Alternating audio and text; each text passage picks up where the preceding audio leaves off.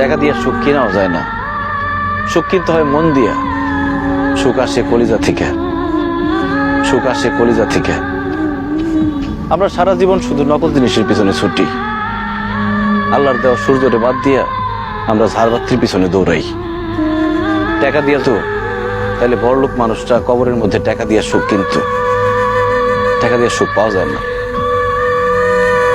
তুমি যদি আমার সাথে থাকতা, আমি হয়তো তোমার টাকা পয়সা, বাড়ি গাড়ি, স্বর্ণ অলংকার কিছুই দিতে পারতাম না, কিন্তু তোমার আমি মাথায় তুলে রাখতাম, পাখির মতো বুকের মধ্যে জড়ায় রাখতাম। সেটা আমি পারি নাই, তুমি আমার সেই সুযোগ দাও নাই। তুমি আমার ছেড়ে চলে যাওয়ার পর কটা রাত যে আমি ঘুমাইতে পারি নাই, সেটা শুধু আমি জানি আর আমার আল্লাহ জানে। আমি কত চেষ্টা করছি, তোমার কত অনুরোধ করছিলাম, তোমার হাতে ধরছি, পায়ে পড়ছি, কিন্তু তুমি আমার সাথে থাকো নাই, আমার সাথে ছলনা করে চলে গেছো। তুমি আমার জীবনটা আগুনে পুরা কয়লা বানায় ফেলাইছিলে।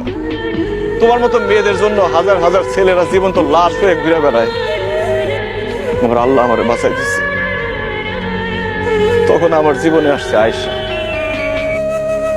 আয়েশাও আমার মতো অশিক্ষিত, পড়াশোনা করে নাই, টাকার সুখ সে বুঝে না, কিন্তু সে যে আমার সম্মান করে আর ভালোবাসে, পৃথিবীর সবকিছু দিয়ে মনে হয় সেই ভালোবাসা পাওয়া যাবে না।